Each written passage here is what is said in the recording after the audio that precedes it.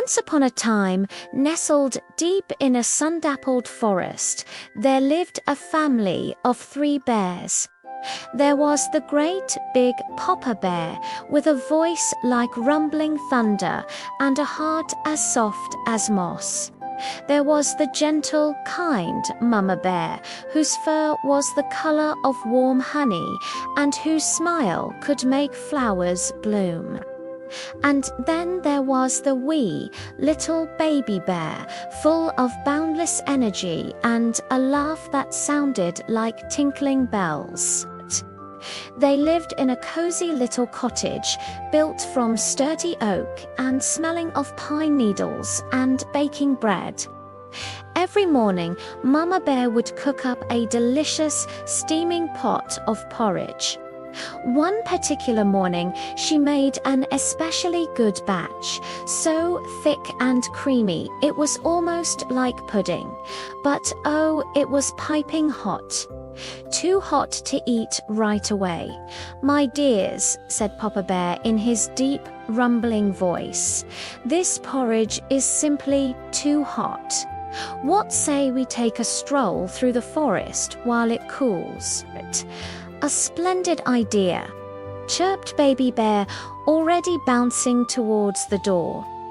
So the 3 bears left their cottage, making sure to close the door but not to lock it, and went for a walk among the tall, whispering trees. Now, not far from this very forest lived a young girl with hair the color of spun gold. Her curls shimmered in the sunlight, and everyone who knew her called her Goldilocks. Goldilocks was a curious girl, perhaps a little too curious for her own good. That morning, she had gone out to pick wildflowers and had wandered farther than she ever had before. Deeper and deeper she went into the woods until she stumbled upon a clearing. And in that clearing stood the coziest little cottage she had ever seen. The door was slightly ajar, and a delicious smell of sweet porridge wafted out, tickling her nose. "Hello," she called out, her voice a little shaky. "Is anyone home?" Silence was her only reply. Her curiosity, along with the rumbling in her tummy, got the better of her. She pushed the door open and tiptoed inside. The first thing she saw was a table set for 3. On it sat 3 bowls of porridge. There was a great big bowl for Papa Bear, a medium-sized bowl for Mama Bear, and a wee little bowl for Baby Bear. Feeling quite hungry from her walk, Goldilocks decided to try just a little bit. First, she took a spoonful from the great big bowl. "Ouch!" she cried, dropping the spoon. "This porridge is way too hot." So she moved to the medium-sized bowl. She dipped her spoon in and took a taste. "Black," she said, wrinkling her nose. "This porridge is too cold." Finally, she turned to the wee little bowl. She took a tiny spoonful. She hummed. "This porridge is just right." And it was so delicious that she ate it all up, every last drop. After her meal, Goldilocks felt a bit tired and decided she'd like to sit down. In the living room, she saw 3 chairs. There was a great big chair for Papa Bear, a medium-sized chair for Mama Bear, and a wee little chair for Baby Bear. She tried to climb into the great big chair first. It was so tall she could barely get in, and when she did, she sank into its hard cushions. "This chair is too hard," she declared, hopping down. Next, she tried the medium-sized chair. She flopped down onto its soft, squishy pillows. "Oh no," she sighed, "this chair is too soft." Finally, her eyes landed on the wee little chair. It looked so inviting. She sat down and it felt perfect. "Ah," she said with a smile, "this chair is just right." She leaned back, rocking gently, feeling very pleased with herself. But she rocked a little too hard, and with a sudden crack, the little chair broke into pieces, sending Goldilocks tumbling to the floor. Now, Goldilocks was not only full, but also very sleepy. "I think I need a little nap," she yawned to herself. She wandered upstairs and found a bedroom with 3 beds. There was a great big bed for Papa Bear, a medium-sized bed for Mama Bear, and a wee little bed for Baby Bear. She climbed onto the great big bed first. She bounced once, but the mattress was as firm as a rock. "This bed is too hard," she complained. She then moved to the medium-sized bed. She lay down, but it was so fluffy and feathery that she felt like she was sinking. "This bed is too soft," she went. Then she saw the wee little bed. It looked so snug and inviting. She crawled under the covers and it was perfect. The pillow was just right. The blanket was just right. "This bed," she whispered as her eyelids grew heavy, "is just right." And in no time at all, she was fast asleep, dreaming sweet dreams. Around this time, the 3 bears were returning from their walk. They were happy and hungry and ready for their porridge. Papa Bear opened the door and stepped inside. He immediately noticed that something was amiss.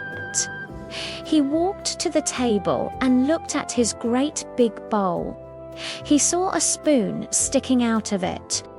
In his big, rumbling voice, he roared, "Someone's been eating my porridge."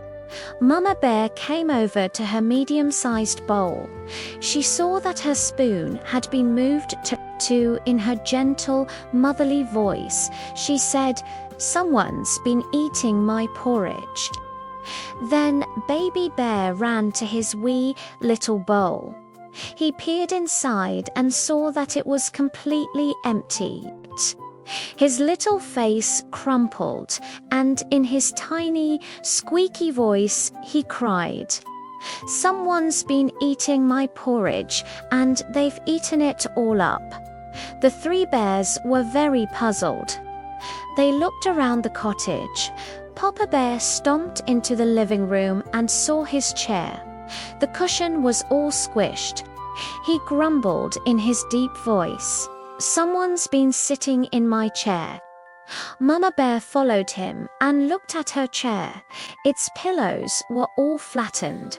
"Someone's been sitting in my chair," she said in her medium voice. Then Baby Bear ran to his wee little chair, but all he found was a pile of broken wood.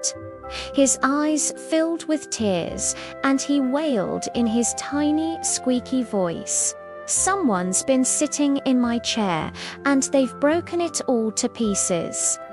Now, the bears were quite concerned. They decided to check upstairs. Quietly, they padded up the stairs and into the bedroom. Papa Bear went to his great, big bed. The covers were rumpled. He growled in his big, rumbling voice, "Someone's been sleeping in my bed." Mama Bear went to her medium-sized bed. Her pillow was dented. In her gentle voice, she said, "Someone's been sleeping in my bed." Then Baby Bear tiptoed over to his wee little bed, and there, curled up under his favorite blanket, was a little girl with hair like spun gold, fast asleep. His eyes went wide. He pointed a tiny paw and squeaked in his loudest wee voice, "Someone's been sleeping in my bed, and here she is." Papa Bear's great big roar, Mama Bear's surprised gasp, and Baby Bear's high-pitched squeak all happened at once. The noise was so loud that it woke Goldilocks with a jolt. Her eyes flew open, and what did she see? 3 bears standing over her. A great big bear, a medium-sized bear, and a wee little bear, all staring right at her.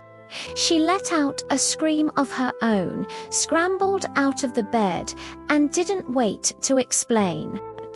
She leaped out of bed, shot past the 3 astonished bears, bolted down the stairs, and flew out the front door.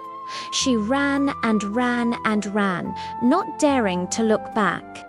She ran all the way through the forest, past the wildflowers she had meant to pick, and didn't stop until she saw her own familiar house.